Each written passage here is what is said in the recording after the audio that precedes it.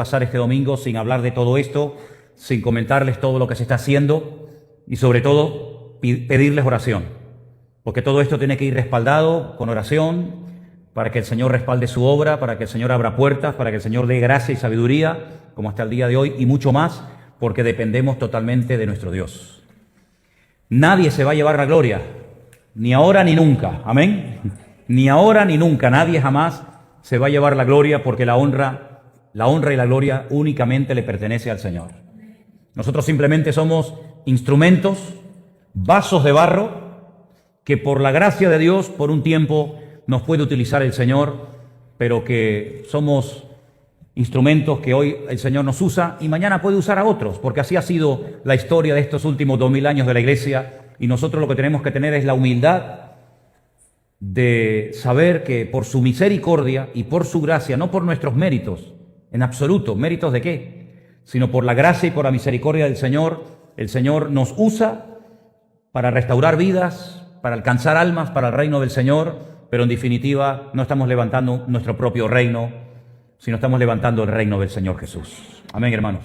Así que gracias por contar con vuestras oraciones. Yo quiero llevarles rápidamente, por favor, al capítulo 12 de Primera de Corintios. Es un capítulo extraordinario. No me quiero extender mucho en esta tarde, aunque tengo muchas cosas que decir, pero me gustaría que tuvieran la paciencia, porque quiero leer todo el capítulo entero de Primera de Corintios capítulo 12. Es un capítulo extraordinario. Podríamos hablar horas, días, semanas, meses de las maravillas que encontramos en este capítulo, porque nos vamos a encontrar por el camino, mientras lo leemos, un mundo maravilloso que lo conocemos como los dones, los carismas del Espíritu Santo de Dios. Dones con los cuales ningún ser humano nace, porque nadie nace siendo salvo. Nadie nace siendo cristiano, por consiguiente nadie nace teniendo al Espíritu Santo morando dentro de su vida. Por lo tanto, nadie puede decir, yo tengo este don desde que nací, porque mi abuela o mi abuelito o un antepasado mío oró por mí y resulta que yo tengo este don desde pequeñita. Eso no es bíblico. Eso no es bíblico. Es más, os puedo asegurar con la Biblia, con la palabra de Dios en la mano, que mucho de lo que la gente considera un don, en el fondo no es un don, sino sabe Dios de dónde le viene esa unción y ese respaldo espiritual. Vete tú a saber si a lo mejor es hasta del mismo enemigo, del mismo diablo. Porque la palabra de Dios nos enseña, hay muchos ejemplos, pero la palabra de Dios nos da un ejemplo muy claro. Cuando el apóstol Pablo fue a una ciudad a predicar el evangelio, dice que una joven, no sabemos exactamente qué edad tenía, salía cada día en el camino cuando él iba a predicar el evangelio a un lugar donde se reunían para orar. Y la palabra de Dios dice que esta chica le salía en el camino y comenzaba a decir cosas aparentemente muy bonitas, aparentemente muy atractivas. Por ejemplo, una de las cosas que decía, por lo menos la versión en español dice, estos son siervos del Dios Altísimo que os anuncian salvación. Pero otras versiones dicen, estos son siervos del Dios Altísimo que os anuncian un camino de salvación. Como diciendo, bueno, estos señores han venido aquí, son gente importante, gente ungida, respaldada por Dios, pero os anuncian un camino de salvación, como dando a entender que hay otros muchos caminos. Dice la Biblia que después de muchos días, no fue instantáneo, no fue al momento, sino que después de muchos días, seguramente Pablo pensando, orando, reflexionando, buscando la voluntad de Dios, dice que esto no le hizo ninguna gracia a Pablo. Esto le irritaba en el espíritu, y él dice que se volvió y reprendió a ese espíritu inmundo que hablaba a través de la chica, y resulta que lo que la niña esta tenía era un espíritu de adivinación. Y dice que en el momento salió ese espíritu de adivinación y sus amos, porque era una chica que pertenecía a unas personas, dice que se dieron cuenta que la fuente de su ganancia se había ido de ella y se armó un alboroto que todos conocemos el resto de la historia, ¿verdad? Así que repito, hay personas que a lo mejor consideran que han nacido con un don de leerte las manos, de pronosticarte el futuro, etcétera, etcétera, pero que no tiene nada que ver con los dones que a continuación vamos a leer en esta noche. Primera de Corintios capítulo 12, versículo 1 dice, no quiero, hermanos, que ignoréis acerca de los dones espirituales. ¿Cómo es posible que hasta el día de hoy, 2000 años después de que se haya escrito esta carta, todavía en muchos círculos evangélicos se siga ignorando acerca de este mundo de los dones del Espíritu Santo? Cuando el Señor a través de la pluma del apóstol Pablo dice que no es buena, que no es bíblica, que no es de Dios, la ignorancia. Pablo no quería que hubiera un desconocimiento acerca de este tema de vital importancia para la iglesia del Señor Jesucristo. No quiero, hermanos, que ignoréis. Sabéis que cuando erais gentiles o inconversos, se os extraviaba, llevándoos como se os llevaba a los ídolos mudos. Por tanto, os hago saber que nadie que hable por el Espíritu de Dios llama maldito, anatema al Señor Jesús, y nadie puede llamar al Señor o Jesús al Señor, sino por el Espíritu Santo. Ahora bien, hay diversidad de dones, pero el Espíritu es el mismo. Si el mismo Espíritu se puede manifestar de muchas formas, y ahora aquí vamos a encontrar 9 manifestaciones diferentes del mismo Espíritu. Y ahora Él nos da una lista y dice, hay diversidad de operaciones, pero Dios, que hace todas las cosas en todos, es el mismo. Pero a cada uno le es dada la manifestación del Espíritu para provecho. A este es dada por el Espíritu palabra de sabiduría.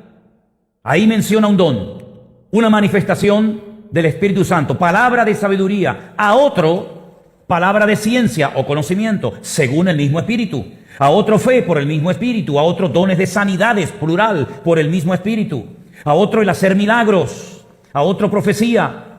A otro discernimiento de espíritus. A otro diversos géneros de lenguas y a otro interpretación de lenguas. En total 9 dones. Pero todas estas cosas las hace uno y el mismo Espíritu, repartiendo a cada uno en particular como Él, no como uno, sino como Él quiere. Porque así como el cuerpo es uno y tiene muchos miembros, pero no todos los miembros del cuerpo, siendo muchos, son un solo cuerpo, así también Cristo. Porque por un solo Espíritu fuimos todos bautizados en un cuerpo, sean judíos o griegos, sean esclavos o libres, y a todos se nos dio a beber de un mismo Espíritu. Además, el cuerpo no es un solo miembro, sino muchos. Si dijere el pie, no soy, porque no soy mano, no soy del cuerpo, por eso no será del cuerpo. Si dijere la oreja, porque no soy ojo, no soy del cuerpo, por eso no será del cuerpo. Si todo el cuerpo fuese ojo, ¿dónde estaría el oído? Si todo fuese oído, ¿dónde estaría el olfato? Mas ahora Dios ha colocado los miembros, cada uno de ellos, en el cuerpo, como Él quiso. Versículo 10. Porque si todos fueran un solo miembro, ¿dónde estaría el cuerpo? Pero ahora son muchos los miembros, pero el cuerpo es uno solo. Ni el ojo le puede decir a la mano, no te necesito, ni tampoco a la cabeza, a los pies, no tengo necesidad de vosotros. Antes bien, los miembros del cuerpo que parecen más débiles son los más necesarios. Y aquellos del cuerpo que nos parecen menos dignos, a estos vestimos más dignamente, y los que en nosotros son menos decorosos se tratan con más decoro. Versículo 24. Porque los que en nosotros son más decorosos no tienen necesidad, pero Dios ordenó el cuerpo dando más abundante honor al que le faltaba, para que no haya desaveniencia en el cuerpo, sino que los miembros todos se preocupen los unos de los otros. De manera que si un miembro padece, todos los miembros se duelen con él. Y si un miembro recibe honra, todos los miembros con él se gozan. Vosotros pues sois el cuerpo de Cristo y miembros cada uno en particular. Y ahora miren el orden que el Señor establece. Ya no habla tanto de dones, sino más bien de ministerios o de manifestaciones diversas. Y a unos puso Dios en la iglesia primeramente apóstoles, luego profetas. Lo tercero, miren el orden, maestros. Luego los que hacen milagros, después los que sanan, los que ayudan, los que administran, los que tienen don de lenguas. ¿Son todos apóstoles? La respuesta es no. ¿Son todos profetas? No. ¿Son todos maestros? ¿Hacen todos milagros? ¿Tienen todos dones de sanidad? ¿Hablan todos lenguas? ¿Interpretan todos? Procurad pues los dones mejores, mas yo os muestro un camino aún más excelente. Pablo está hablando cosas tremendas, tremendamente útiles, necesarias e importantes en la casa de Dios. Pero sin embargo, él termina esta exposición muy interesante diciendo que hay aún algo mejor. Y algunos han interpretado que ese algo mejor, ese camino aún más excelente, más profundo y más práctico incluso, se refiere al siguiente capítulo, el capítulo nada más y nada menos que el capítulo del amor. Ahora bien, Pablo lo que está haciendo es tratar de poner un ejemplo lo suficientemente conocido y gráfico para que todo el mundo que va a recibir y escuchar esta carta sepan de lo que está tratando de hablar Pablo. Todos sabemos que la iglesia de Corinto era una iglesia muy particular, una iglesia con muchos dones, una iglesia grande, una iglesia con diferentes culturas, ¿verdad? Dentro de ella, personas que habían venido del paganismo, de la prostitución sagrada que se practicaba muchísimo, por cierto, en Corinto. Había muchas peleas, muchas divisiones internas, muchos grupitos dentro de la congregación. Y Pablo, sin lugar a dudas, inspirado por el Espíritu Santo, presenta al cuerpo humano, con algunos de los miembros que él aquí menciona, ojos, pies, etcétera, como un ejemplo para que la iglesia sepa cómo tiene que comportarse y cómo funciona internamente una iglesia. Una iglesia no es un solo miembro, una familia que es la que más dinero aporta o la que más miembros lleva a la congregación, sino que una iglesia, dice Pablo, es como el cuerpo humano, donde hay cientos de músculos, donde hay un montón de miembros diversos y donde, si nos damos cuenta, nada de lo que Dios puso en nuestro cuerpo, nada está como adorno, nada sobra, sino que Pablo dice tiene que haber una interdependencia de los miembros de la iglesia, ayudándose, apoyándose mutuamente, de la misma manera que en el cuerpo humano, cuando llega un momento en el que hay que tocar algo, pues ahí tenemos, gracias a Dios, las manos.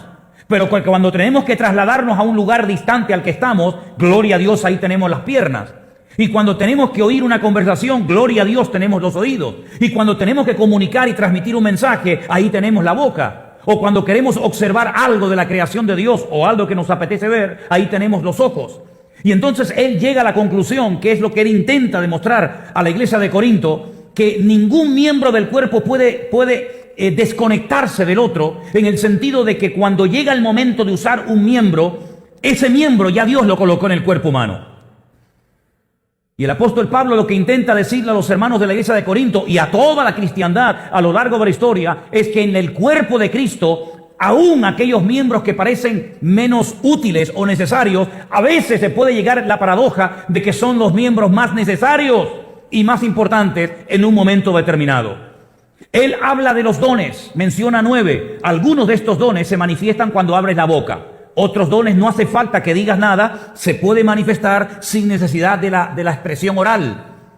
No vamos a entrar en la explicación de cada uno de estos dones, pero lo que el apóstol Pablo intenta demostrar a los hermanos es que los miembros del cuerpo humano han sido diseñados para la función que tienen que desarrollar.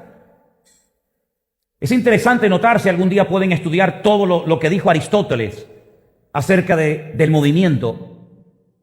Es muy interesante las conclusiones a las que llegó ese filósofo griego acerca de algo que para nosotros es normal. Cogemos una pelota y la echamos a rodar y vemos que rueda sin ningún problema.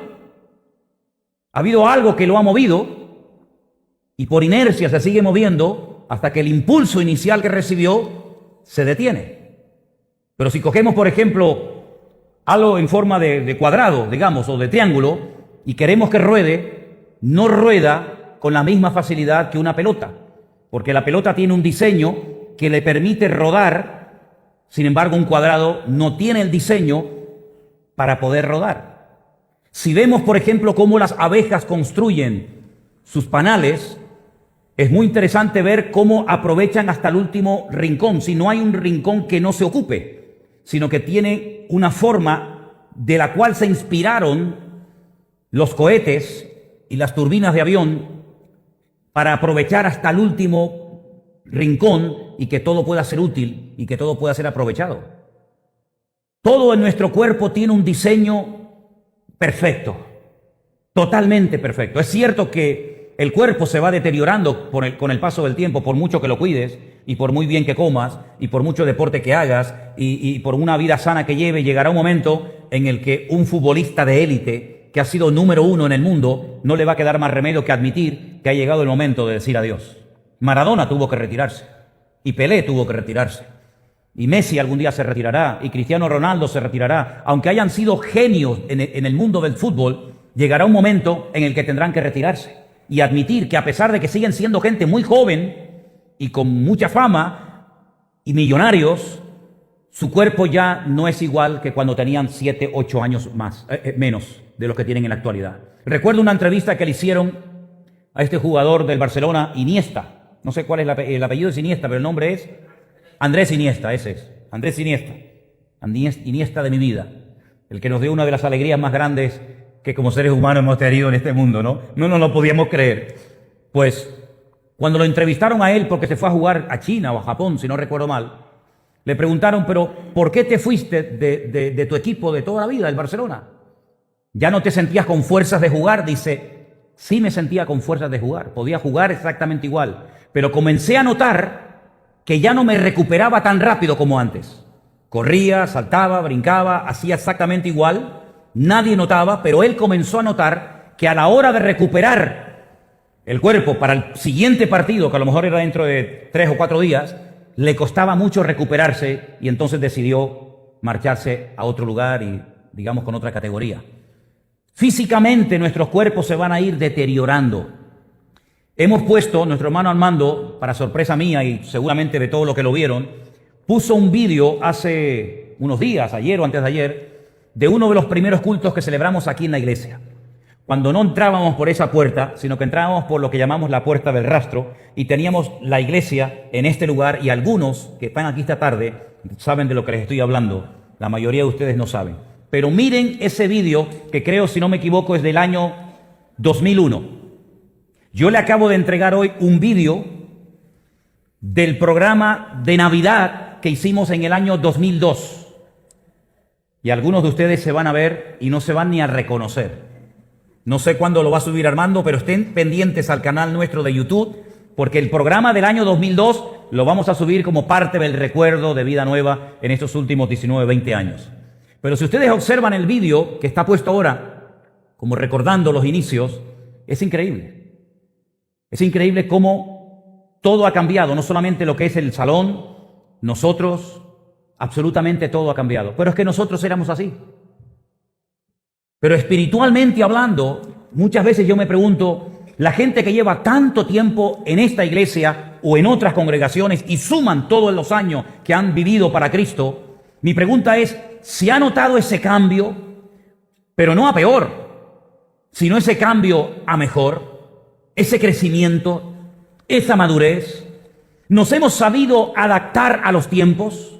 Porque una de las cosas que tuvimos que hacer así, pero muy rápido, en cuestión no digo de horas, pero en cuestión de días, fue decir, ¿y ahora qué? ¿Ahora qué hacemos? Ya no vamos a celebrar la iglesia, sabe Dios hasta cuándo. Claro, hoy miramos atrás y dijimos, sí, fueron 11, 12 semanas, pero en aquel momento nadie sabía si esto iba a durar 2 domingos. De hecho, yo pensaba que el tercer o cuarto domingo íbamos otra vez a vernos todos. Pero pasaron 11 semanas, 11 domingos, y no veíamos el final de esta cuarentena. Y decíamos, Señor, ¿hasta cuándo va a durar este tiempo?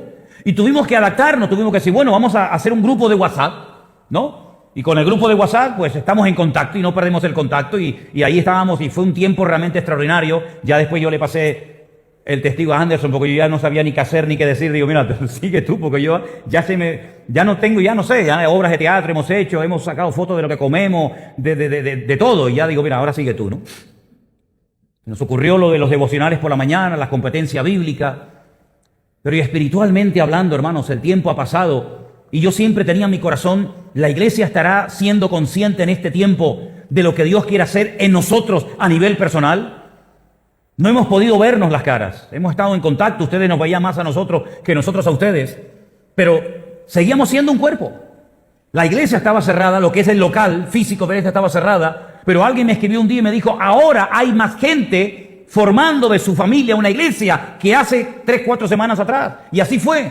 Comenzaron a surgir iglesias en hogar, como han funcionado, por ejemplo, en Cuba, durante tantos años que para ellos era normal las casas culto, pero que para muchos no era normal el estar desde por la mañana hasta por la noche encerrado, sin poder ir a trabajar, sin poder ir a estudiar, sin poder hacer absolutamente nada. Y Dios nos dio un tiempo para renovarnos espiritualmente.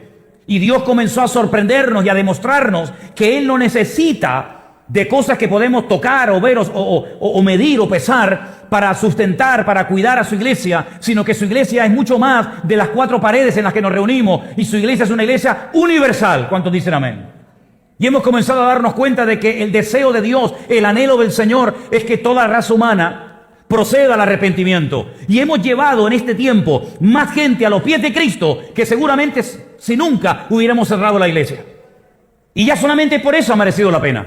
Si solamente en este tiempo de confinamiento un alma llegó a conocer a Cristo, un hermano llegó a reconciliarse con el Señor, unos camioneros que están todo el día montados en su cabina de camión, llegaron a conocer el Evangelio y hemos estado encerrados 14, 20, un año, 20 años. Por un alma ha merecido la pena todo el esfuerzo realizado. Porque el Señor nos ha demostrado de que a Él no lo limita nada.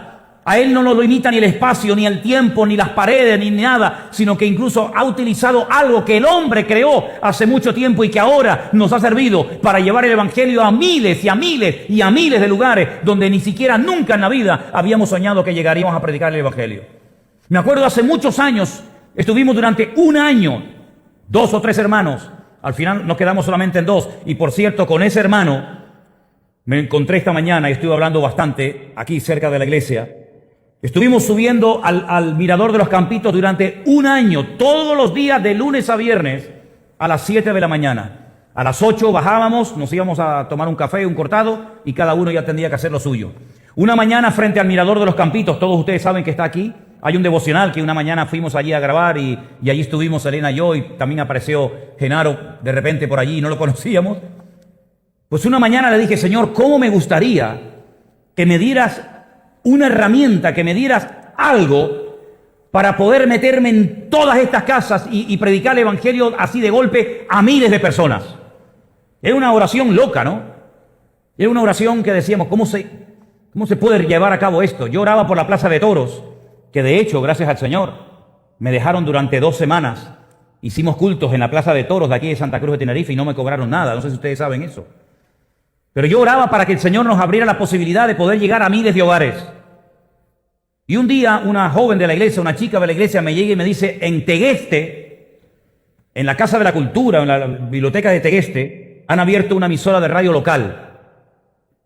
¿Tú quieres que hable allí para ver si nos dejan un programita de radio? Y le dije, vale. Y fuimos a la emisora, que no me acuerdo cómo se llamaba, pero sé que estaba en Tegueste, y allí tuvimos durante varias semanas, durante varios meses, un programa de radio, Vive la Vida, creo que se llamaba, un programa de 1 hora en directo, donde la gente llamaba, y yo le había dicho a algunos hermanos que mientras yo estuviera en el programa, si nadie iba a llamar al programa, que por lo menos me llamaran ellos, para no ser ridículo. Y algunos llamaban, hola, buenas noches, ¿cómo estás? Bien, bienvenido. Y allí estuvimos. Y estando en aquel lugar, me entró el gusanillo del tema de la radio. Y entonces comencé a orar para que Dios nos diera una emisora de radio 100% cristiana. Pero ¿y cómo se monta una radio cristiana? ¿Qué hace falta para una radio cristiana? Entonces en la avenida esta de Benito Pérez Armas había un colegio que tenía una emisora de radio dentro del colegio. Y yo un día fui allí y quise que me enseñaran cómo se montaba una radio. Y me dicen, la vamos a cerrar porque los chicos no tienen mucho interés. Y yo le dije, ¿me regalan los equipos? Me dice, ¿qué? Si me regalan todo, total, ¿lo van a cerrar? Y me dijo, ¿tienes cómo llevártelo? Y yo dije, sí. Yo siempre digo así que todo, y después digo, madre mía.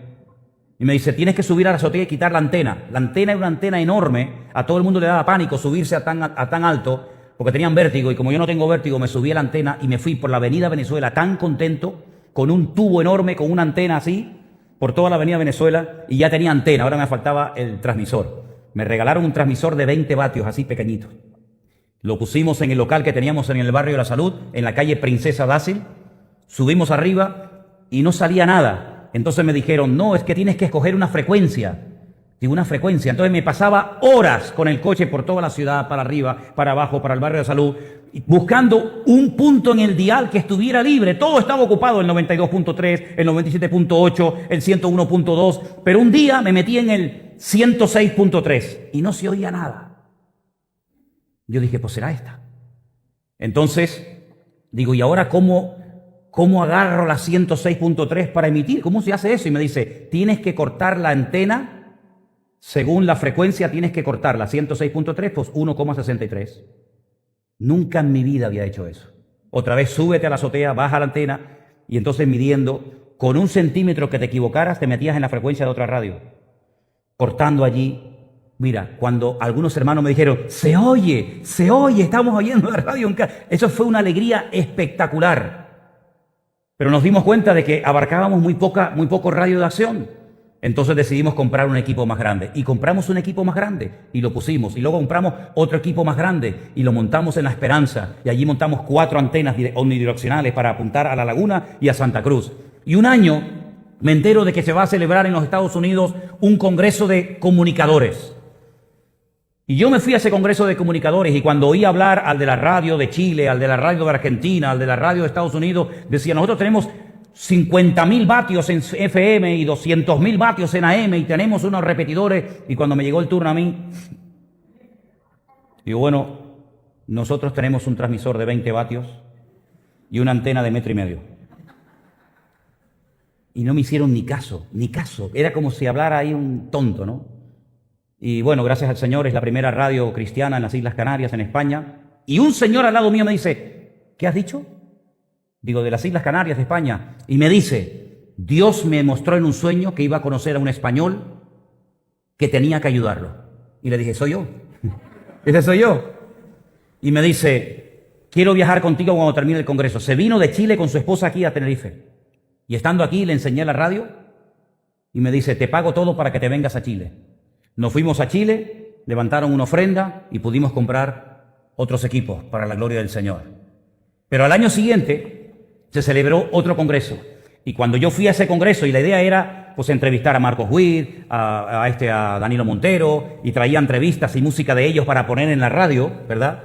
Pues resulta de que paso por un stand, por una mesa, y veo Galcón Internacional. Entonces me pongo a mirar y tenían, que las tengo ahí arriba todavía, tenían unas radios así pequeñitas azules que se colgaban en el cuello, se abrían así y la mitad era un panel solar y la otra mitad era una radio.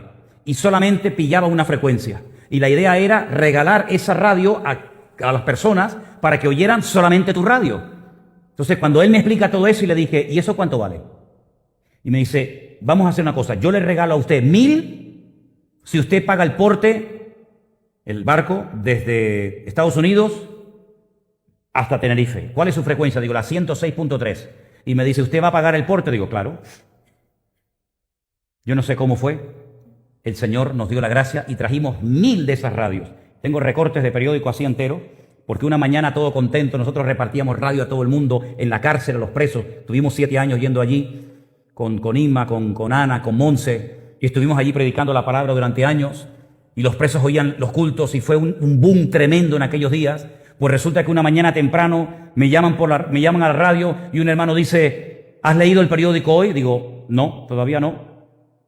Y me dice, pues quiero solamente decirte que solamente se le tiran piedras al árbol que tiene fruto. Y le digo, ¿eso por qué? Dice, prepárate. Cuando abrí el periódico eran 2 páginas enteras, me llamaban de todo. Que yo vendía el evangelio, se veía una mano con un montón de dinero y una radio. Me llamaron de todo menos bonito. Fui a hablar con la chica, le dije, este artículo lo escribió fulanita de tal, quiero hablar con ella.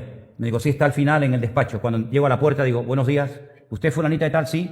¿Usted escribió este artículo? Sí. Digo, quiero hablar con usted. Dice, ¿usted quién es? Digo, yo soy el que usted pone a caldo en ese artículo, soy Manolo Sierra. La chica se puso blanca, me pidió perdón. Fue la mejor publicidad que nos hicieron que jamás nos habíamos pensado que hicieran una publicidad tan hermosa. Es decir, nos dimos cuenta, queridos hermanos, de que cuando la iglesia del Señor ora intensamente, con fe y con perseverancia, el Señor nos sorprende. Y ahí me di cuenta de aquella oración que hicimos durante un año, todos los días, Señor, permíteme entrar en las casas de miles y miles de personas. Pues ahora Dios lo ha hecho aún más grande todavía, porque aquella emisora ya ni existe, ¿saben? Pero ahora el Señor nos ha dado unas herramientas tremendamente poderosas para poder llevar el evangelio, para poder llevar vida, para poder llevar esperanza a miles y a miles de personas en todos los continentes de la tierra. ¿Saben cuál fue el último WhatsApp que yo he recibido hoy? ¿Saben desde dónde me lo mandaron? Desde Afganistán. Jamás en mi vida pensé, estoy aprendiendo geografía que ni se imaginan. ¿Saben lo que hice hoy? Me puse un mapa mundi enorme, un plano así, arriba. Desde Afganistán, un hermano que trabaja en una base militar, nos ve, nos escucha, si nos está viendo ahora, que el Señor lo bendiga.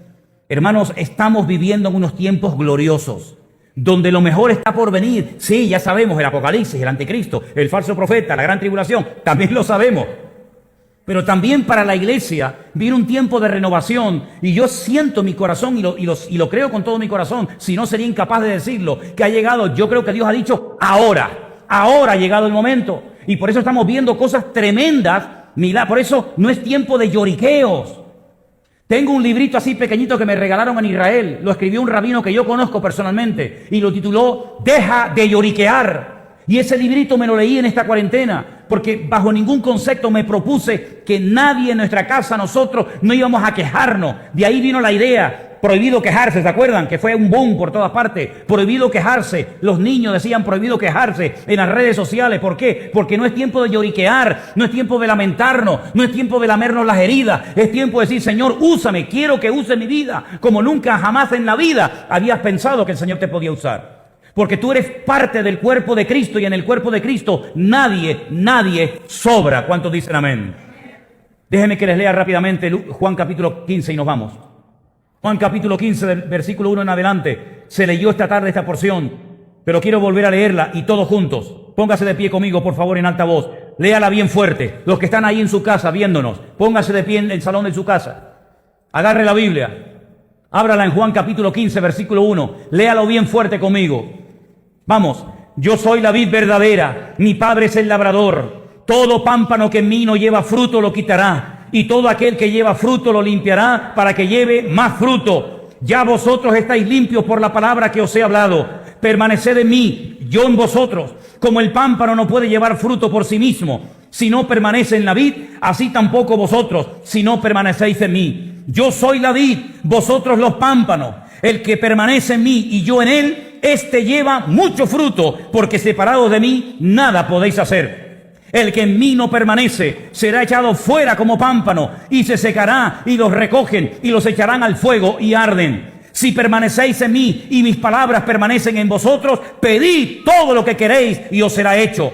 En esto es glorificado mi Padre, en que llevéis mucho fruto y seáis así mis discípulos. ¿Cuántos dicen amén?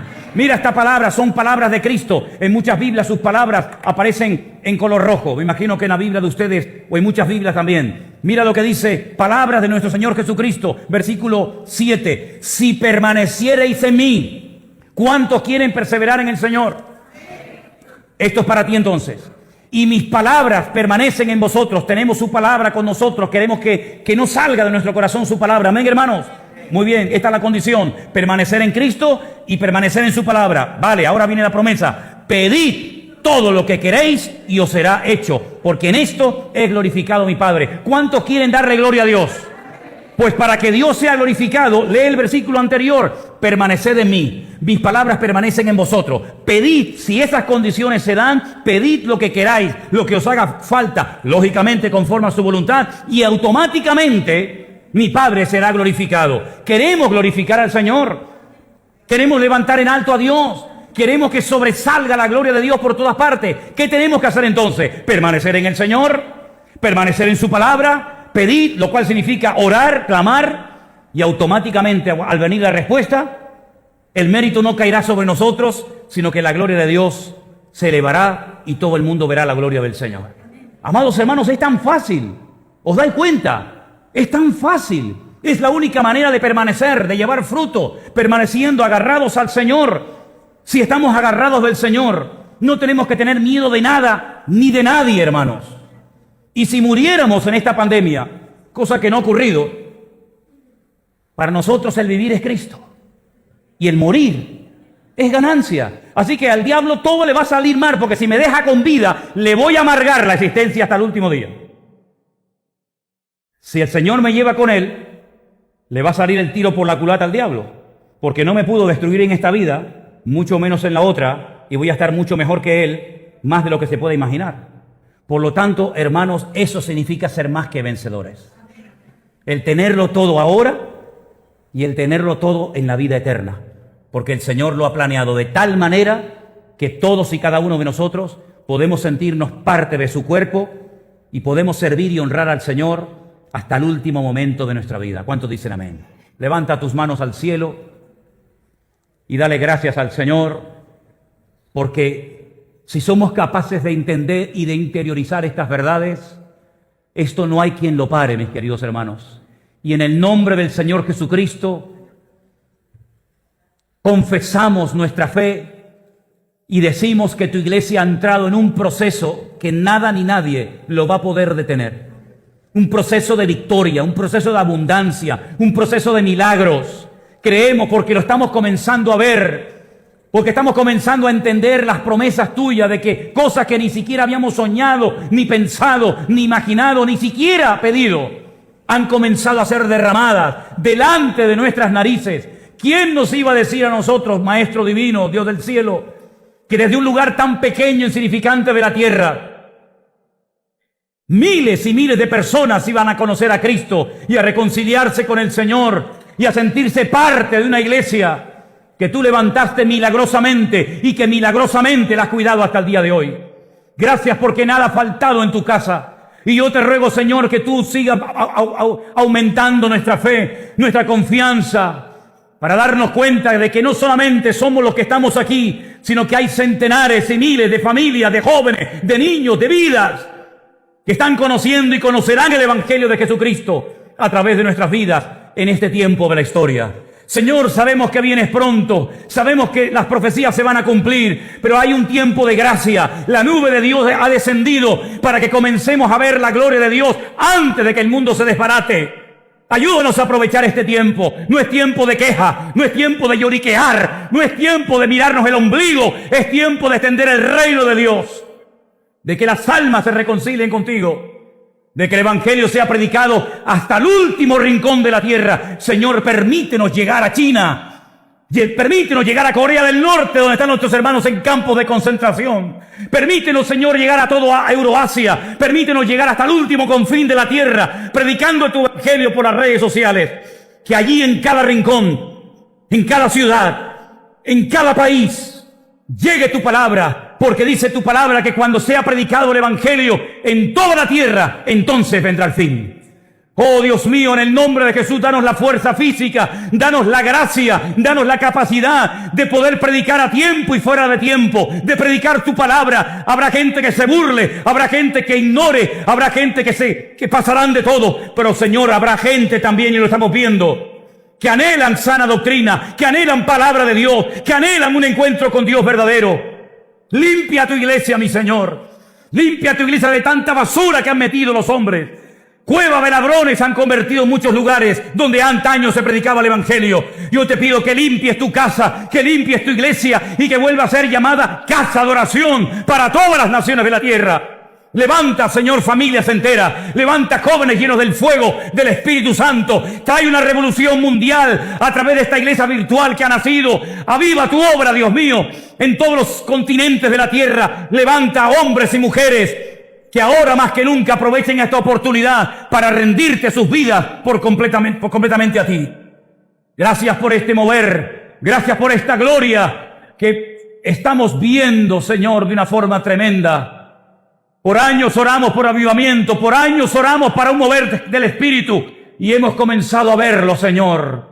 Y sabemos que esto no ha hecho más que empezar. Yo te ruego que sean, Señor, algo contagioso, algo que se transmite de ministerio en ministerio, de iglesia en iglesia, de denominación en denominación, y que el fuego de Dios arde en la iglesia. Trae entusiasmo y vida en abundancia a tu pueblo, Señor. Y derrama de tu Santo Espíritu en tu casa, para que tu nombre sea glorificado y todos te vean a ti y te den la honra y la gloria. Aleluya. Dile gracias, Señor. Dile gracias, Dios mío, en esta tarde, por este privilegio que me has dado de poder reunirme. Privilegio que no han tenido hoy otros hermanos de la iglesia, pero que tú me diste hoy a mí, de poder estar aquí cuando hay hermanos que lloraban por venir y no pudieron. Señor, gracias, gracias, porque hoy pudimos reunirnos en este lugar con las puertas abiertas, con las cámaras encendidas, para que la gente conozca que Cristo es el camino, la verdad y la vida. ¡Aleluya! ¡Gloria a tu nombre! Gracias, Señor, porque vemos la derrota del diablo de una forma tremenda como nunca antes nos habíamos imaginado. Gracias, Padre Santo, porque sabemos que antes de la tempestad tremenda viene un tiempo de calma.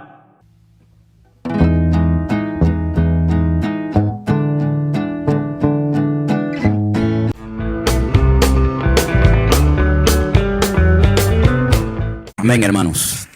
Me gustaría llevarles al libro de Éxodo, que es el segundo libro, empezando por el principio de la Biblia, porque una de las cosas que yo he dicho muchas veces aquí, cuando leemos la Biblia no es un libro que se escribió hace 2 días. La Biblia tiene miles de años. Si los libros, las cartas, los capítulos que tenemos aquí en nuestras manos, es un tesoro impresionante. Yo creo que ninguno de nosotros, perdonen si me equivoco, pero yo creo que ninguno de nosotros tenemos en casa un objeto que tiene más de 3.000 años de historia. A lo mejor dice, esta silla era de la abuela. Yo tengo una sillita arriba, que es lo único que ya me queda de venezolano. Lo único que me queda ya, ¿no? Una sillita que cuando yo tenía, pues no sé si eran 3 o 4 años, en aquellos años vivíamos en un sitio que se llamaba San Bernardino. Corríjame los venezolanos si me equivoco. Después fuimos a vivir a Chacao. Aún me acuerdo, ¿no?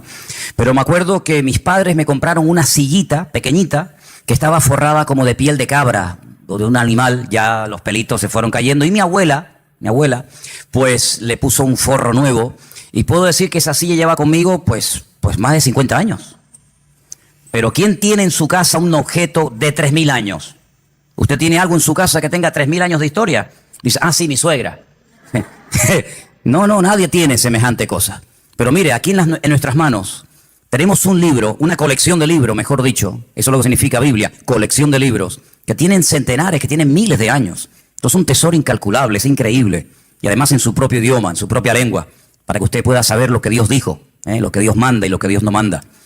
Y una de las cosas que yo he dicho cuando se acerca uno a las páginas de este sagrado libro, la Biblia, es que la gente en aquellos tiempos vivía muy diferente a nosotros. Yo sé que, por ejemplo, hay gente aquí que no cree, les cuesta mucho aceptar que hubo un momento en la historia en el que no existía Internet. Algunos dicen, no, créame, hay un momento en la historia en el que Internet no existía. Tú ponías Google y no existía Google. Tú dices, pero ¿cómo se podía vivir sin Google? Y sin WhatsApp. Algunos le quitan el WhatsApp hoy en día y vamos, se transforma, le da un ataque, algo le pasa, ¿no? Pues hubo una época en la que se vivía sin televisión en color. Y usted dice, ¿cómo era la televisión? ¿En blanco y negro? Y cuando vino la televisión en color, aquello fue una fiesta increíble, ¿se acuerdan? Vivimos durante muchos años sin móviles, sin celulares, como algunos los llaman. He dicho en varias ocasiones que cuando hace muchos años vimos a un señor en las Ramblas con una caja así de grande, que era la batería, y descolgaba el teléfono, nos quedamos así mirando, diciendo, ¿y este de dónde salió? Entonces, los tiempos han cambiado de una forma tremenda, pero tremenda. Y en los tiempos de la Biblia, la gente no vivía afanada por llegar a fin de mes, sino la gente vivía pensando en cómo terminar ese día. Se vivía el día a día. Por eso, el pasaje que vamos a leer ahora refleja y explica muy bien que la bendición de Dios se prometía para el día a día.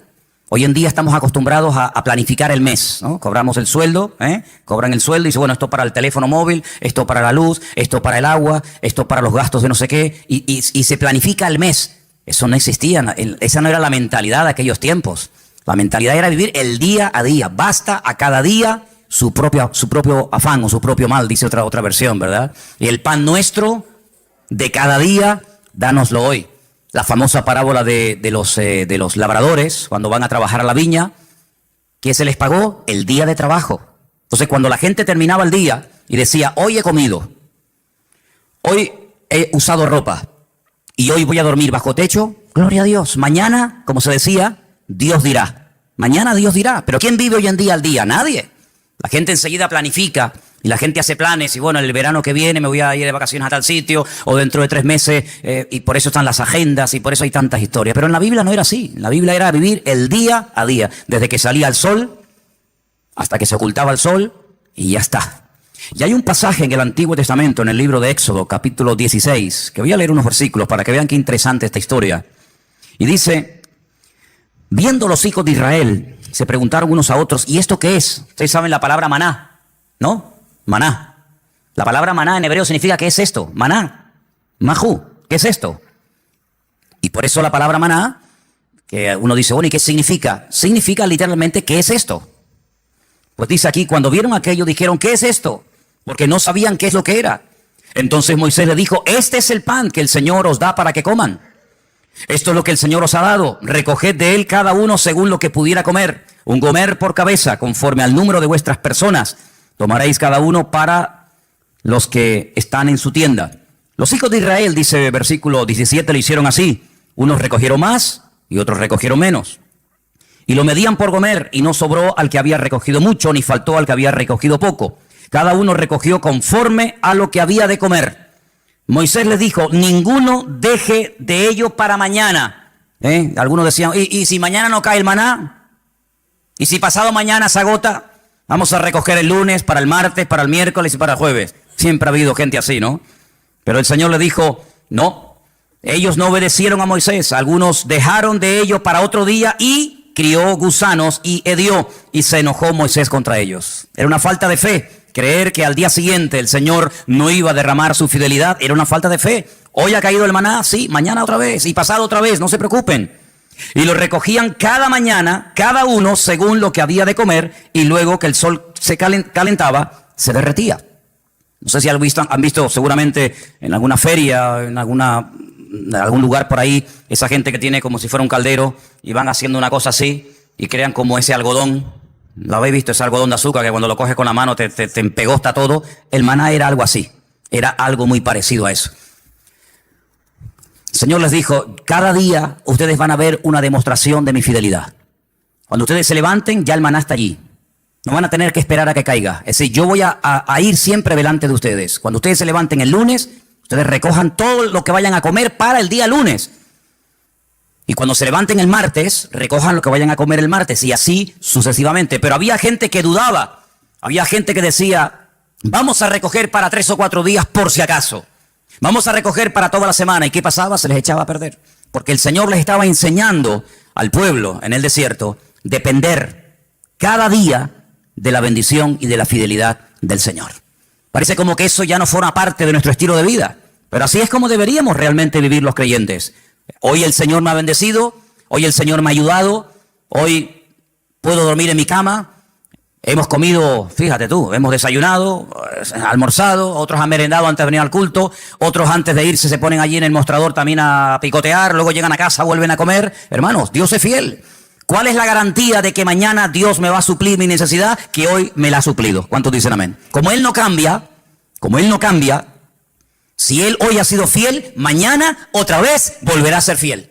Y yo tengo que fiarme de Dios. Yo tengo que depender del Señor, no de mes a mes, sino como dice la Biblia, el pan nuestro de cada día, dánoslo hoy. ¿Cuántos de los que están aquí hoy han comido? Veo que todos vienen vestidos. Algunos han venido en coche, otros caminando, otros en guagua. Cuando te vayas de aquí, cenarán, dormirán en sus camas. ¿Qué más queremos, hermanos? Dice la palabra de Dios, teniendo sustento y abrigo, estemos contentos con esto. ¿De dónde nace ese afán, ese agobio de venga y más y más? ¿De dónde nace? ¿De la Biblia? No. ¿De una relación sana con Dios? No, Señor. El cristiano sano, el cristiano que tiene una fe sana, completa, una fe coherente, una fe bíblica, no tiene que caer en ese afán, en ese agobio, en ese estrés y la deuda y no sé qué y esto y lo otro. No, así no vivimos, así no tenemos que vivir los hijos de Dios. Los hijos de Dios tenemos que vivir de cara al mundo, de cara a la galería, con paz, con la tranquilidad de saber que nuestra vida está en las manos del mejor pastor del mundo, porque dice la Biblia, el Señor es nuestro pastor y nada nos faltará. ¿Cuántos dicen amén? Por lo tanto, en el Sermón del Monte, el Señor cuando enseña a orar a su pueblo dice, y el pan nuestro de cada día, dánoslo hoy. ¿Se puede orar por el pan nuestro de cada día? Claro que sí. Pero en ningún momento tenemos que estar preocupados por los próximos 15 días, por la próxima quincena, por el próximo mes. Eso no es bíblico, eso no es bíblico. El Señor quiere que aprendamos a depender de Él, a confiar en Él cada día, sin preocupaciones, sin agobios, sin estrés. Ya sé que esto a lo mejor suena a locura. Ya sé que la gente de la calle, la gente que no tiene a Dios, pues no viven así. Pero es que usted no tiene que imitar al mundo, usted tiene que imitar al Señor Jesucristo y obedecer su palabra. Hay un texto muy interesante que yo lo he leído muchas veces, de hecho, no quiero exagerar, pero casi a diario lo leo. Y se encuentra en Deuteronomio. Es un pasaje buenísimo, buenísimo, que de vez en cuando pienso yo que deberíamos de leer. Está en Deuteronomio capítulo 8. Deuteronomio capítulo 8, del versículo 11 en adelante. Es buenísimo este pasaje. De verdad que es una bendición de Dios el poder tener esto en nuestras manos. Dice, cuídate de no olvidarte del Señor tu Dios. Y yo pregunto, ¿y se puede acaso alguien olvidar de Dios? Porque te puedes olvidar, no sé, de las llaves, del móvil. Te puedes olvidar de dónde dejaste el coche. Yo me acuerdo hace años, venía por la calle esta de la iglesia con el casco de la moto en la mano. Y me metía en el bar de aquí al lado a tomar un cortado. Y un hermano, me dice, ¿de dónde vienes? Digo, no, tuve que ir abajo a Santa Cruz a hacer unas cosas. Y me dice, ¿y tú vas por la vida con un casco debajo del brazo? Digo, ay, la moto. y la dejé en la Plaza de España. Yo me vine desde la Plaza de España hasta aquí con la moto, con el casco de la moto bajo el brazo. Vamos, simplemente mirando el casco, sabes que, mijo, el casco es para usarlo en la moto. Pues me olvidé de la moto. Y un día tuve que llamar al segurita del Carrefour allí en la laguna, porque para mí es que me habían robado el coche. ¿Y qué va? Me habían robado el coche estaba en otro sitio, pero volví loco a medio centro comercial. Mire, que me robaron el coche, que llame a la policía, que no sé qué, y el coche estaba donde yo lo había dejado, pero yo no me acordaba. Y a veces hemos visto en alguna playa por la megafonía el niño Pedrito García Rodríguez con una camisita roja y un pantalón amarillo y unos calcetines verdes. Se ha perdido, por favor. Pero perder a Dios, olvidarse de Dios. ¿Cómo se puede una persona, cómo se puede olvidar un joven, cómo se puede olvidar una familia de Dios? Pues hermanos, parece mentira, pero hay gente que incluso llegaron a servir a Dios y se olvidaron completamente de Él. Y por eso el Señor, sabiendo que somos así los seres humanos, dice en este versículo: cuídate, tengan cuidado de no olvidarse del Señor vuestro Dios para cumplir sus mandamientos, sus decretos, sus estatutos que yo te ordeno hoy. Versículo 12. No suceda que comas y te sacies y edifiques buenas casas en las que habites, y tus vacas y tus ovejas se aumenten, y la plata y el oro se te multipliquen, y todo lo que tuvieres se aumente, y se enorgullezca tu corazón, y te olvides del Señor tu Dios, que te sacó de la tierra de Egipto, de la casa de servidumbre, que te hizo caminar por un desierto grande y espantoso, lleno de serpientes ardientes y de escorpiones, y de sed, donde no había agua, y Él te sacó agua de la roca del pedernal, que te sustentó con maná en el desierto, comida que tus padres no habían conocido, afligiéndote y probándote para a la postre hacerte bien. Y digas en tu corazón: mi poder y mi fuerza, la fuerza de mi mano, me han traído esta riqueza. Dice aquí: acuérdate del Señor tu Dios, porque Él es el que te da el poder para hacer las riquezas. ¿Cuántos dicen amén? Esa es mentira, ¿no? Gente que ha prosperado, gente que le ha ido bien en la vida, que en fin, que han aumentado sus negocios, su patrimonio, etcétera, y se les suba a la cabeza el éxito y digan: no, es que yo tengo todo esto por mi fuerza, por mi sabiduría, por mi poder. Usted dice: no, a mí eso no me puede pasar. No lo digas, porque como lo diga, a veces al final te va a terminar pasando. El hombre es así, hermanos. El hombre, mientras depende del Señor, se mantiene humilde, se mantiene sometido al Señor, pero como parece que a veces la riqueza o la abundancia se le vuelven en su contra, pueden incluso llegar a olvidarse del Señor, del Creador. Dice: el que te sacó de Egipto, el que cuando eras un esclavo y nadie daba un duro por ti, yo te compré y te saqué de la tierra de esclavitud y te conduje por el desierto y te di agua y te di maná y te di todo lo que necesitaba. Y ahora que llegas a la tierra prometida te olvidas de mí, porque crees que ha sido tu sabiduría, tu fuerza, tu experiencia en la vida la que te ha llevado de la nada a la cumbre, y te equivocas. Ten mucho cuidado y guarda tu corazón, dice la Biblia, porque soy yo el que te da la sabiduría, soy yo el que te da el poder para hacer las riquezas. Y cuando el Señor le da a uno sabiduría para hacer negocios, y cuando el Señor le da sabiduría para hacer algo, aunque te salga bien el negocio, lo que has comprado, lo que has hecho, no te olvides siempre de darle la gloria y la honra al Señor. ¿Cuántos dicen amén?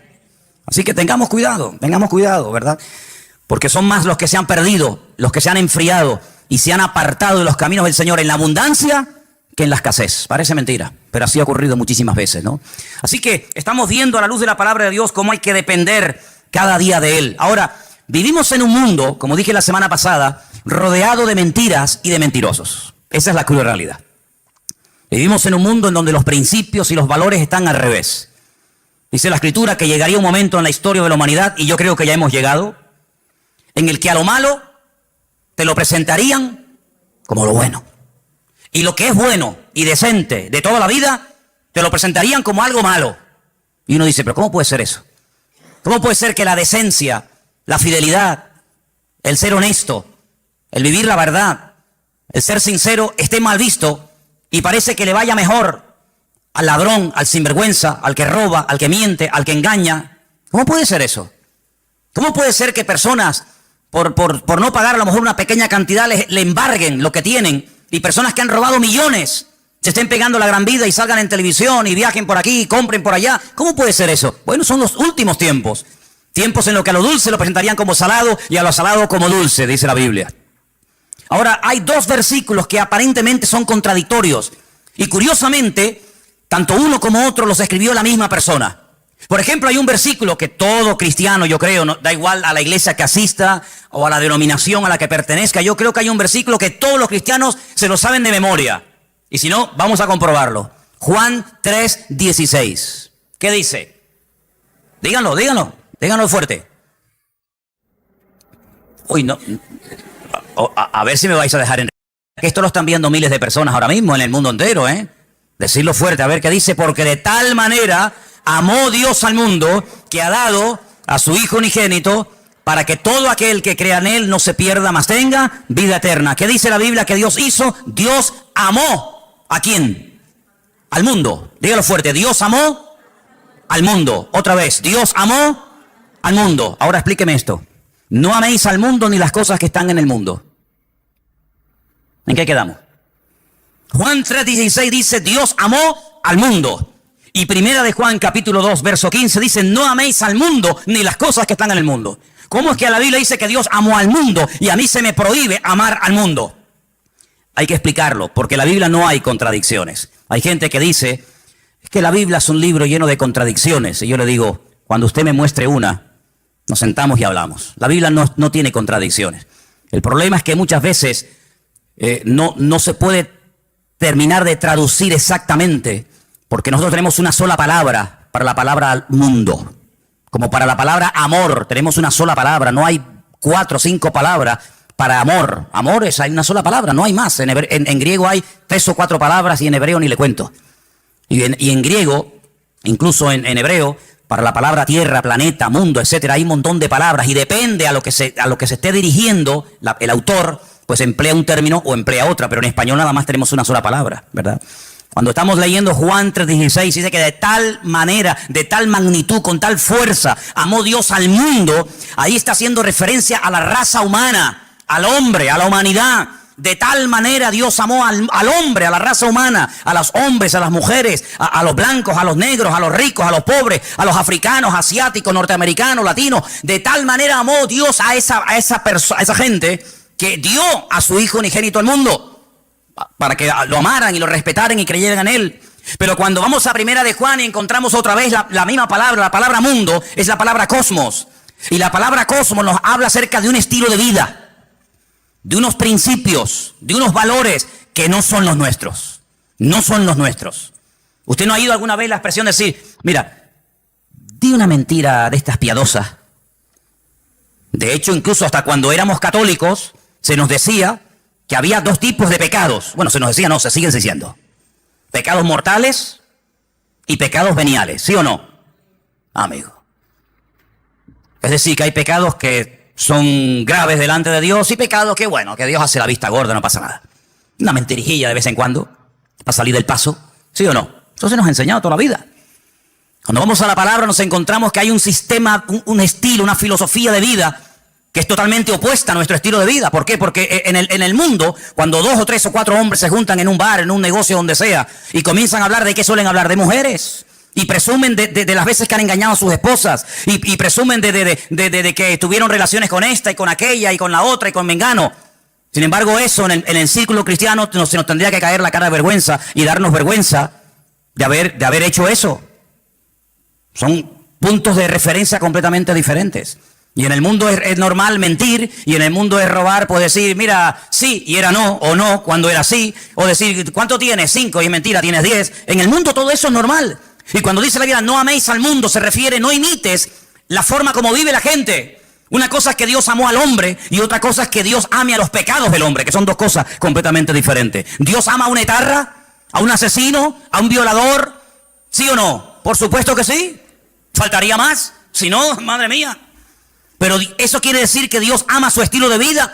Eso quiere decir que Dios ama la mentira, el engaño, el soborno, el adulterio, la fornicación, la extorsión. No, señor. Una cosa es que Dios ame a la persona y otra cosa es que Dios acepte y ame y tolere el estilo de vida de esa persona. No nos confundamos. Por eso dice la Biblia que cuando viene por ahí alguna persona que dice que yo soy cristiano, yo soy pastor, yo soy hijo de Dios, yo soy siervo de Cristo, yo soy esto, yo soy aquello, apóstol, como algunos van por ahí también diciendo, pues hermano, por sus frutos los conoceréis. Y por eso dice la Biblia que hay que probar los espíritus, porque no todos los espíritus son de Dios. Y por eso encontramos en la Biblia falsos evangelistas, falsos pastores, falsos maestros, falsos apóstoles, etcétera, etcétera. ¿Por qué? Porque Dios ama a todo el mundo por igual, pero denuncia y no tolera el pecado y el desorden de nadie. ¿Cuántos dicen amén? Entonces no nos confundamos cuando dice que Dios amó al mundo, la raza humana, y cuando nos dice en 1 de Juan, capítulo 2, como hemos leído, que no tenemos que amar al mundo.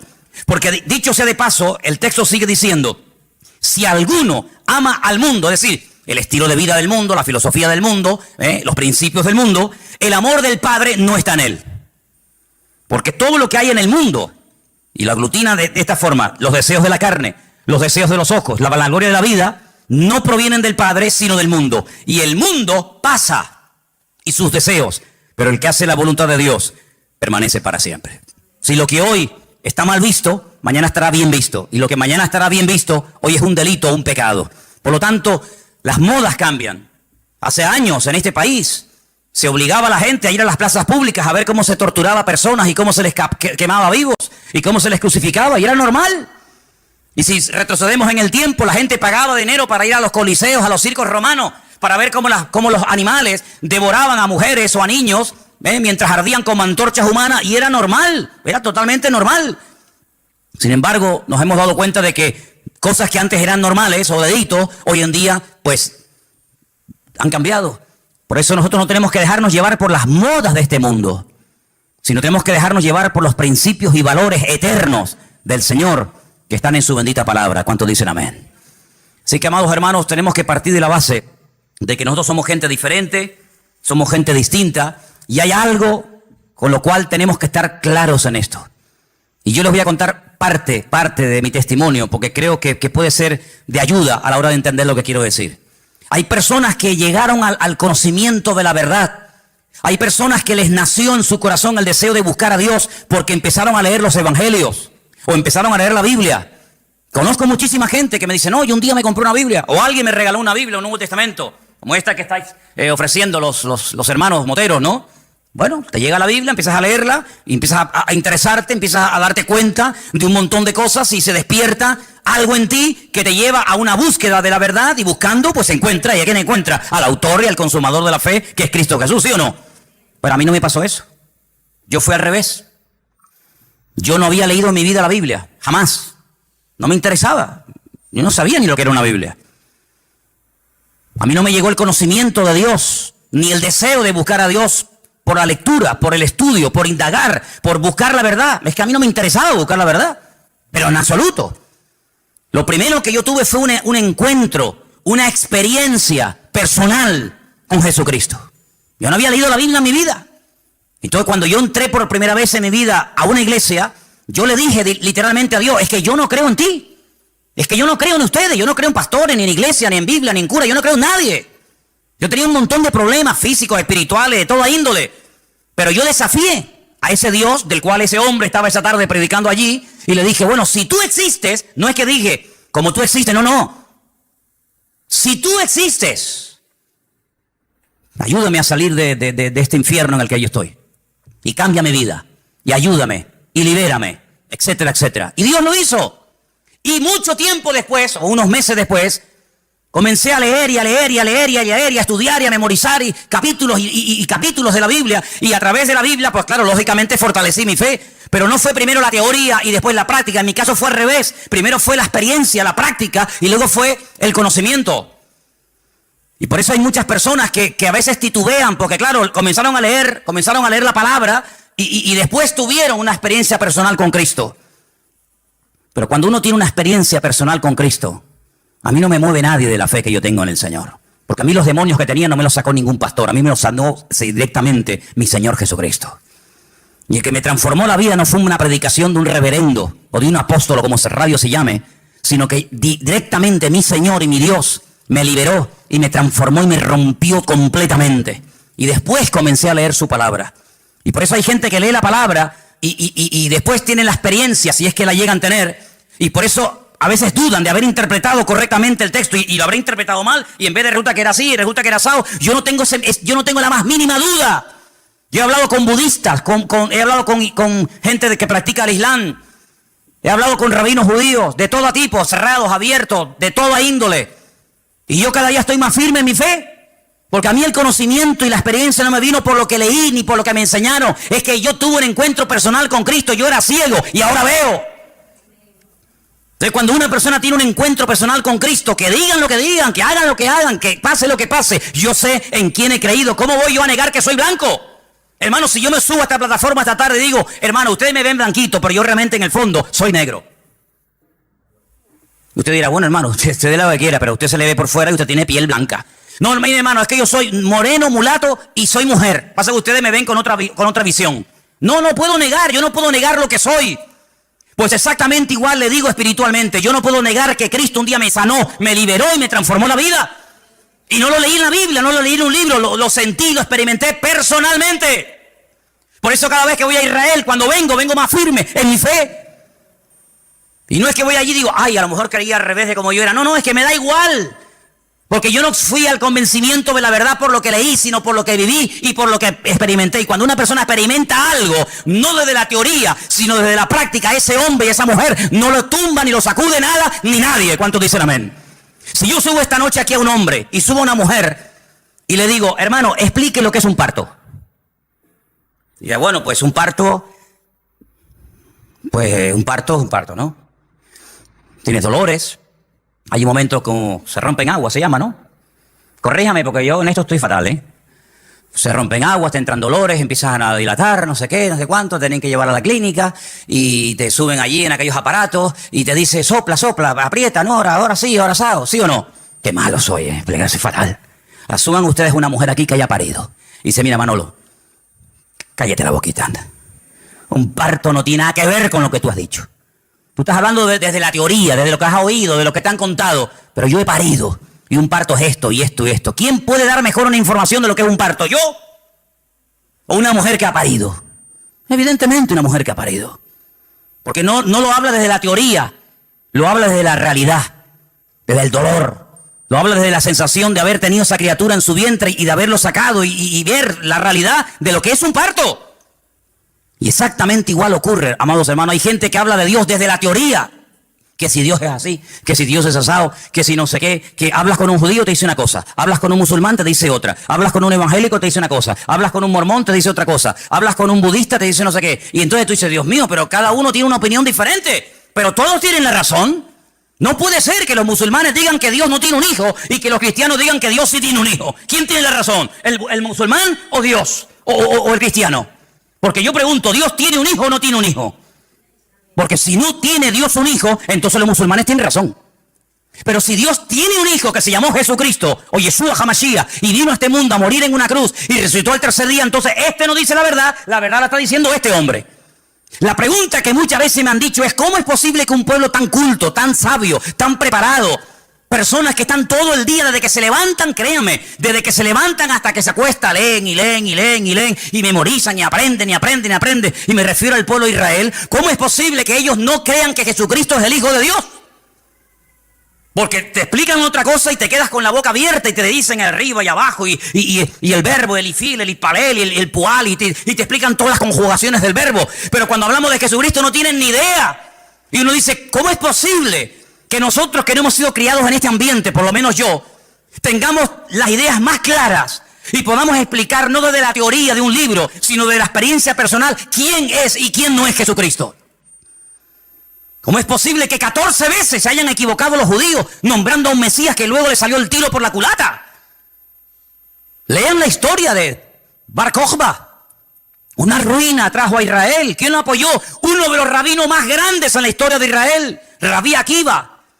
Un hombre que fue capaz de morir torturado. Dice que mientras lo quemaban los romanos en el 100 y pico después de Cristo, con pinzas le arrancaron la piel. Y todos los trocitos de piel que le quedaban con un cepillo de púas, se la arrancaron. ¿Cómo es posible que un hombre que murió de esa manera torturado dijera que Jesucristo fue un impostor? Y después tuvieron a otro llamado Sibitai. Y ese fue una ruina total porque la mayoría de los judíos del mundo entero lo reconocieron como el Mesías. Y al final, cuando lo apresaron los turcos, cuando lo prendieron los musulmanes, le dijeron, o claudicas de esto, o te matamos. Y se convirtió al Islam. y todavía ni se han recuperado. ¿Y cómo es posible que hace unos años, en todas las calles de Israel, en los taxis, en las guaguas, en los colegios, en la radio, en la televisión, por todas partes había pancartas, que viene el Mesías, que viene el Mesías, que viene el Mesías, el viejito Lubavitch, un viejito así chiquitito, ese es el Mesías, y resulta que se murió, y todo el mundo dice, uy, ¿ahora? Y ahora eso que le estaban esperando y lo habían proclamado como el Mesías, dice, no se preocupen, de un momento a otro resucita, y viene y está entre nosotros otra vez. Y yo digo, Dios mío, ¿cómo es posible que esa gente tan culta y repito, tan sabia y que profundiza tanto la Escritura se hayan equivocado tantas veces? No una, ni dos, ni tres, ni cuatro, muchas veces proclamando a falsos mesías. Bueno, es que eso está escrito. Eso no es producto de la casualidad. Es que eso ya lo profetizó el Señor en el libro de Isaías capítulo 29. Y quiero leértelo para que veas, es algo impresionante. Que lo que les ha ocurrido estaba escrito, estaba profetizado. Y no nos tiene que sorprender. Y dice en Isaías capítulo 29, a partir del versículo 10, ceguera e hipocresía de Israel. Fíjate qué curioso el capítulo, ¿no? Yo sé que los nombres de los capítulos no son, digamos, inspirados, originales, pero solamente se le llama a este capítulo la ceguera espiritual de Israel. Y mira lo que dice aquí. Porque esto se escribió antes del nacimiento de Cristo, no se escribió en el Nuevo Testamento. Ah, claro, eso lo escribió Pablo, lógico. Es normal que Pablo o Pedro o Juan o Santiago o Mateo digan eso. No. Esto lo escribió Isaías antes del nacimiento de Cristo. Cómo él proféticamente recibe la revelación de cómo iba a actuar esa gente. Y dice así, porque el Señor derramó sobre vosotros espíritu de sueño. Esto es un judío hablándole al pueblo de Israel. Dios derramó sobre vosotros espíritu de sueño y cerró los ojos de vuestros profetas y puso velo sobre las cabezas de vuestros videntes. Ah, ahora entiendo. Ahora entendemos, claro. Y os será toda visión como palabras de libro sellado. Por eso leen y leen y leen y leen y memorizan y aprenden y no entienden. El cual si dijere al que sabe leer y le dijeren, lee ahora esto, él dirá no puedo porque está sellado. Y si se le diera el libro al que no sabe leer, le dicen, lee ahora esto y él dice es que no sé leer. Dice pues el Señor, escucha bien la explicación de Dios, estas son las palabras de Dios al pueblo de Israel, porque este pueblo se acerca a mí con su boca y con sus labios me honra, pero su corazón está lejos de mí. Y su temor de mí no es que un mandamiento de hombres, como dice otra versión más cercana al original, un mandamiento enseñado y aprendido de memoria, que les ha sido enseñado. Por tanto, he aquí que nuevamente excitaré yo la admiración de este pueblo con un prodigio grande y espantoso, porque perecerá la sabiduría de sus sabios y se desvanecerá la inteligencia de sus entendidos. Ahora puedes ver cómo un niño en la escuela dominical, un domingo a la tarde, es capaz de ver en Juan capítulo 1, cómo el verbo, que en un principio era Dios, se hace hombre, se humana, se encarna y habita entre nosotros y vemos su gloria. Y no tiene ningún problema en aceptar eso. Y después te encuentras a un hombre que lleva 70, 80 años de su vida leyendo 16 horas por día la Biblia, por la mañana hasta por la noche, y es incapaz de ver a Cristo en las Escrituras. ¿Por qué? Porque el profeta Isaías dijo, en los últimos tiempos derramaré un espíritu de ceguera en vuestros videntes, en vuestros profetas, en vuestros sabios, de tal manera que van a leer y dice como que no lo puedo leer porque no lo entiendo. Es como si estuviera sellado. Increíble, increíble. Ya sabemos que en los últimos tiempos el Señor tratará de una forma especial. Pero lo importante es que todos y cada uno de nosotros valoremos el hecho de haber podido entender el Evangelio. Porque haber entendido el mensaje, el propósito por el cual Cristo vino a este mundo nos ha cambiado la vida. ¿Sí o no? Cuando una persona encuentra la verdad, yo no tengo que buscar nada más. Créame, yo no tengo una insatisfacción diciendo, oye, estaré en la verdad, me habré equivocado, me habrá engañado esta gente. Y a veces resulta que yo he creído en esta iglesia evangélica y ahora resulta que estoy en la mentira, me he metido en una secta, me están comiendo el coco. A veces resulta que en vez de este camino era el otro. Ay, madre mía. Es que yo sé en quién he creído. Yo no me convertí a la iglesia evangélica.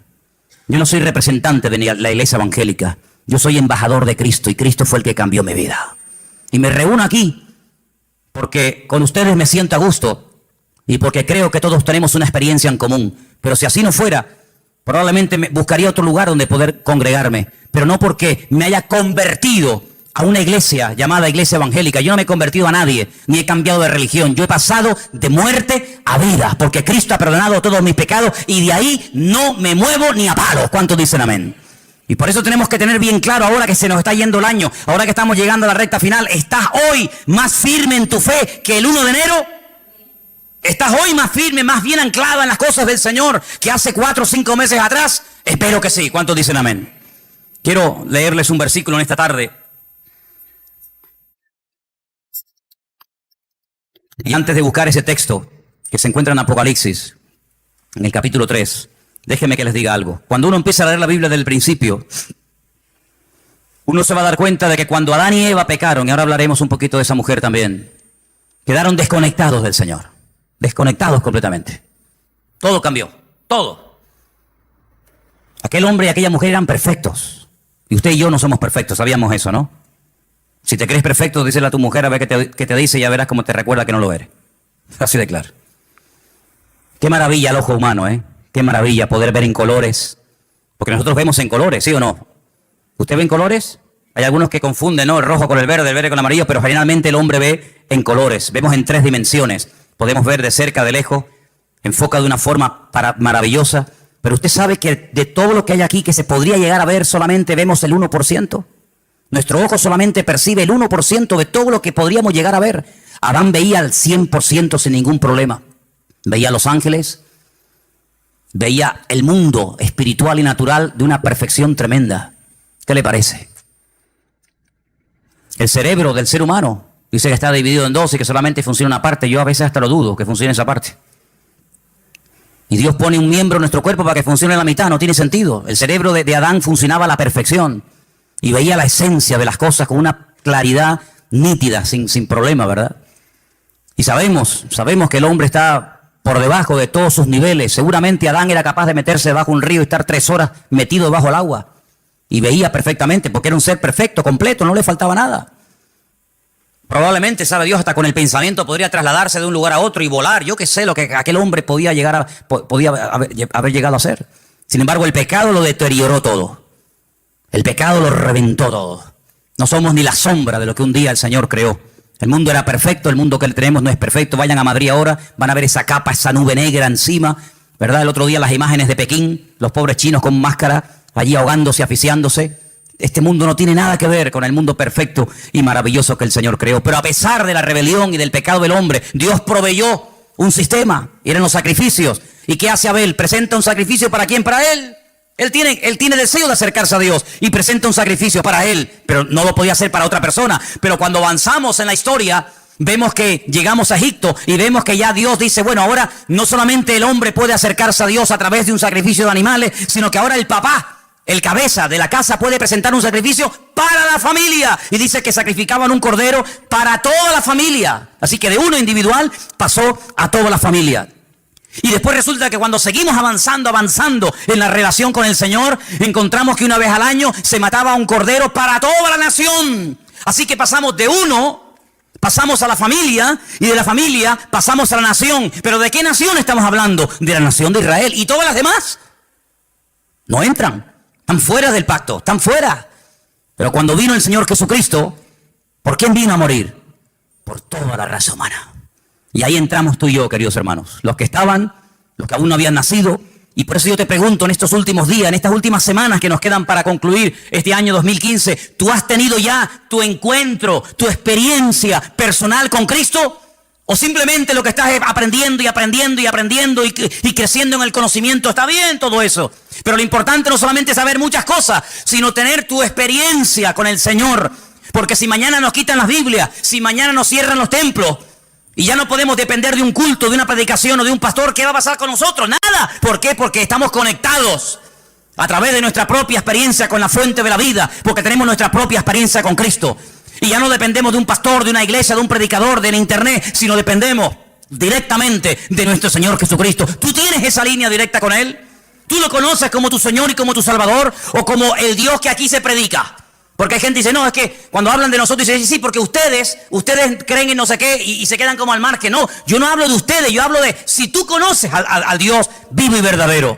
¿O es que acaso el Dios del evangélico es diferente al Dios del católico? ¿No hay un solo Dios?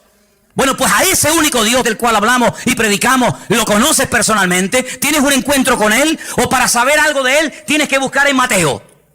O para saber algo de su esencia y de su carácter tienes que ir a los Salmos o al Apocalipsis o por aquí por allá. No, no hace falta que vaya por aquí por allá porque yo sé quién es. Y conozco a mi Padre. Y sé lo que le agrada y lo que no le agrada. La gente más espiritual, la gente que más creció en su relación con el Señor, nunca leyeron la Biblia porque no la tenían. Abraham no leyó nunca la Biblia. Jacob, Isaac, José. Personas que nunca leyeron la Biblia. Pero ellos conocían a Dios, no por lo escrito, sino por lo que habían experimentado.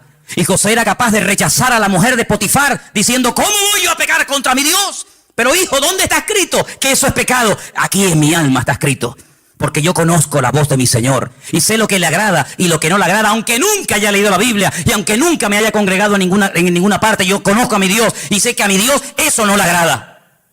Y eso es a lo que tenemos que llegar, hermano. A tener un encuentro personal con Cristo. Y por eso, hoy comí, hoy cené, hoy vengo vestido, pues mañana me voy a levantar con la seguridad de que se va a volver a repetir otra vez lo mismo. ¿Por qué? Porque grandes son sus fidelidades cada mañana y cada día. ¿Cuántos dicen amén? Apocalipsis capítulo 3, el texto que les quería leer, dice que Él, por cuanto hemos guardado su palabra y no le hemos negado, ni con los hechos, ni con las palabras, nos guardará de la hora de prueba que ha de venir sobre todas las naciones de la tierra. El otro día, creo que lo comenté y termino, decían que en los estatutos, en las leyes de la ONU, hay un artículo que dice que cuando 5 naciones pelean, cuando 5 naciones, digamos que entran en un conflicto bélico, en ese artículo se encuentra la expresión de que ya se puede hablar de una tercera guerra mundial. En este momento hay 10 naciones, no 5, 10 naciones peleando contra un enemigo en común. Y por eso ellos dicen que oficialmente ya se puede decir, ya se puede declarar que estamos ya en una tercera guerra mundial, donde Inglaterra, Francia, Estados Unidos, Rusia, Arabia Saudita, etcétera, etcétera, ya han entrado en un conflicto que no tiene marcha atrás. Estamos en la recta final no solamente del 2015, estamos en la recta final de la historia de la humanidad. Y en estos últimos tiempos, el Señor todavía sigue llamando a los corazones de los seres humanos. En estos últimos tiempos todavía el Señor tiene interés por ti y por mí. Yo no sé qué ha visto en nosotros, pero Dios no va a parar hasta que tú le entregues tu vida y hasta que tú le entregues tu corazón al Señor. Y yo doy gracias a Dios de que Él se ha empeñado en salvarme, de que Él se ha empeñado, está empecinado en transformar mi vida. Claro, uno siempre se escuda, ¿no? No, es que yo soy no sé qué, es que no. Mira, solamente sé una cosa. Da igual dónde hayas nacido, da igual la religión que hayas practicado, o tal vez ninguna. La cruda realidad es que todos delante de Dios estamos desnudos y todos urgentemente le necesitamos. No hay un verdadero cambio. Una persona puede cambiar y estar una temporada buena, pero eso no es lo que yo buscaba. Porque yo también, cuando estaba sin Cristo, también tuve mis buenas temporadas. Fueron las mínimas.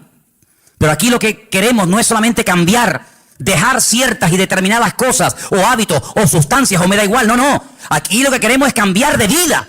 Y no se puede cambiar de vida, no se puede estar permanentemente sin meter la pata, perdonen la expresión, no se puede estar permanentemente, digamos, viviendo en victoria y en bendición, no se puede, es imposible. Y usted dice, bueno, ¿qué esperanza me está dando este hombre? Humanamente, ninguna. No hay posibilidad de cambiar, solamente a través de Cristo Jesús. ¿Cuántas personas lo han intentado? Curas de sueño, acupuntura, de todo lo que te puedas imaginar. Tarde o temprano vuelven otra vez al mismo rollo. Porque no hay libertad verdadera hasta que conozcas a Cristo Jesús. No te hablo de la iglesia. Si usted busca otra iglesia que le guste más, que te guste por lo que sea, váyase a esa, no tenga problema. Usted váyase a donde mejor se encuentre. Pero no te olvides que las iglesias no están para cambiar a nadie, sino para decirte quién es el que cambia. Y el que cambia es nuestro Señor Jesucristo. Cierra tus ojos ahí donde estás. Quiero que oremos en esta tarde, de verdad, de todo corazón, y le pidamos al Señor que abra nuestros ojos, que quite la ignorancia, la ceguera de nuestra vida, para que nos demos cuenta de que la única manera de salir de este sistema falso, maligno, es a través de Cristo. Salir de este círculo vicioso, salir de esta rueda que gira y gira y gira y no nos lleva a ninguna parte. La única manera de poder vivir en victoria es a través de Cristo Jesús. Y por eso en esta tarde estamos agradecidos con el Señor, porque Él nos enseña un nuevo estilo de vida basado en la libertad, no en el miedo, en la libertad gloriosa de los hijos de Dios. Ninguna condenación hay para los que están en Cristo Jesús. Y por eso en esta tarde queremos acercarnos al Señor con la fe y con la seguridad de que se puede vivir en paz y en victoria si ponemos nuestra confianza en el día a día, en ese Dios que ha prometido ayudarnos todos los días hasta el fin del mundo. Aleluya. Si en esta tarde hay entre nosotros algún hermano, alguna hermana, alguna persona, algún joven, me da igual, que tal vez por primera vez en su vida, fíjate lo que te digo, por primera vez en su vida dice, pues oye, yo quiero entregarle mi vida al Señor. Yo más que fe y confianza en una religión o en una institución, en quien yo quiero tener mi confianza es en el Señor. Porque uno oye cada cosa de los que se dedican a la religión que te quedas con la boca abierta. Pero yo no te hablo de religión, yo te hablo del Señor. Y a mí quien me sacó los demonios y quien me cambió la vida fue mi Señor. No una iglesia ni un pastor. Y yo te hablo de ese Señor que te ama y te quiere liberar y te quiere bendecir. Si tú le quieres entregar tu vida a Él, ahora es el momento y el lugar idóneo para decir, yo le entrego mi vida a Jesucristo. ¿Hay alguien? ¿Quieres levantar tu mano y oro por ti un momentito? ¿Alguien le quiere entregar su vida al Señor por primera vez? Dios te bendiga. Dios te bendiga, valiente. ¿Alguien más? Alguien más que le dice, yo también le quiero entregar al Señor mi vida. Y quiero pedirle, Dios le bendiga. Gloria a Dios. ¿Alguien más? Dios le bendiga a ti también. Gloria a Dios. Hay 4 personas esta tarde que han levantado su mano, 5. Bendito Dios. Que le están diciendo al Señor, Señor, yo quiero cambiar de vida. Ahí donde estás, no hace falta ni que te levantes. Yo quiero pedirle a toda la iglesia que me ayude en esta oración. Repitan conmigo, Señor Jesús, en esta tarde te damos gracias porque tú nos has amado y diste tu vida por nosotros.